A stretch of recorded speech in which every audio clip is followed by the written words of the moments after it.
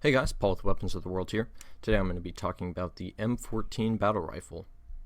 Some basic information about it. Its country of origin is the United States. Caliber is 7.62 by 51 millimeter NATO round. Its overall length is 44 inches with a total weight of 8.5 pounds.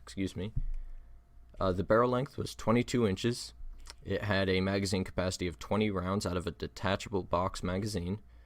It was piston operated, fired at a rate of about 750 rounds per minute, and had an effective range of about 800 to maybe about 1,000 meters. In all actuality, you can't honestly see very well past 300 meters without an optic of some kind or binoculars. So the M14 was put into production in 1959 and ended its service as the U.S. Armed Forces rifle in 1970. It was primarily used in Vietnam, however it does see some frontline service in Iraq and Afghanistan as designated marksman's rifle or a sniper rifle. However, that is very limited roles, and only a few units actually still use the M14 in a more modern and up-to-date variants. I believe they also use the M21, I believe is the sniper variant of it, which has a slightly accurized barrel and a few other minor upgrades and adjustments. Now, the M14 was designed to replace the M1 carbine, the M1 Garand, the M3 grease gun, and the Browning 1918 Browning automatic rifle, the BAR. It was supposed to replace the BAR because, much like the BAR, this was a fully automatic box-fed kind of not really a light machine gun, but at the same time I can't really think of anything. It was an automatic rifle basically. The M14 was select fire, and let me show you where the selector switch was. This little lever right here, you would simply, let me get it, flip it up, and the M14 would fire fully automatic. However, on full auto, the recoil of the M14 and the 7.62 round would make the gun almost uncontrollable. I was talking to a Vietnam vet, he served in the United States Marine Corps in Vietnam, and he said the M14 on full auto, you couldn't hit anything with it. He said the only reason we fired it on full auto is just because we had some ammo and we were going to have some fun, which I think that's pretty funny. They did issue a select few M14s with bipods attached to serve more as light machine guns.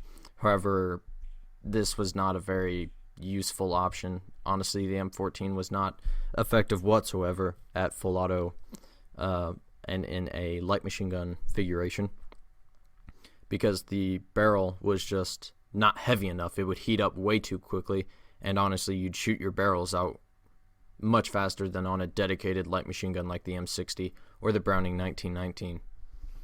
You could attach a bayonet, which is pretty standard for all service rifles up to this time.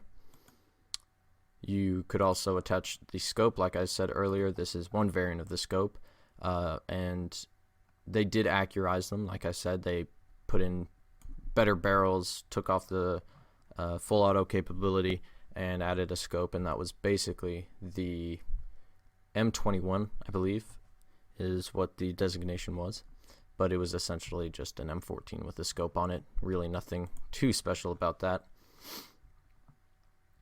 So let's get into the actual working parts of the M14.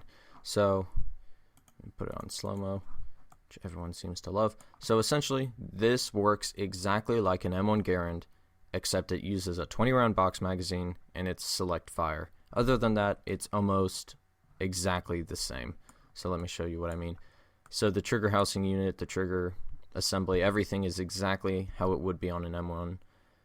And you'd fire, the piston would move back by this piston operating rod, and that would completely operate the bolt, ejecting the round, and all that sort of stuff that makes guns work.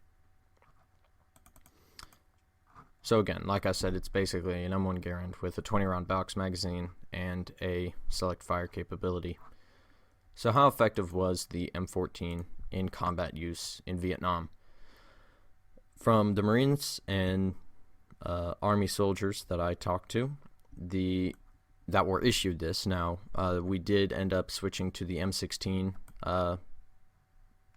about midway through the war in Vietnam. However, the M-14 was still in use with the Marine Corps for those that could not be issued the M-16 in time. But I digress.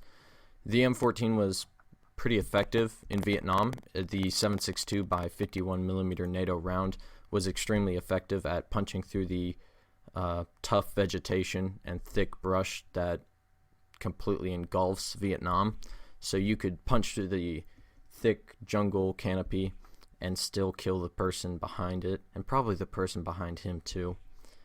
So the round itself was extremely effective, much more effective than the 5.56 or 223, used by the M16. However, the M14 was considerably more heavier than the M16 at a weight of 8.5 pounds, just over in fact. It was not exactly the best rifle just to be lugging around in the extremely hot and humid climate of Vietnam. It was a heavy rifle. However, honestly, it's not too bad that it makes it extremely heavy, but at the same time, it's any excess weight that you don't need, you generally take off. Like on the M60 machine gun, when I do that video, I'll talk to you about what troops did to lighten up that heavy gun. Now let's talk about the reliability. As we all know, the M1 Garand was an extremely reliable and accurate firearm that was absolutely loved by everyone who used it, and honestly, it's an absolutely amazing firearm. Really, no major problems with it. And the M14 definitely took the same feature of the M1 Garand. The M14 was extremely reliable.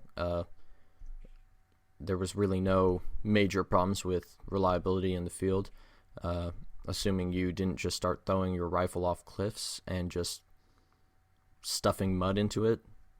It was perfectly fine. Really no big issue. The issue with the M14 in Vietnam was its accuracy.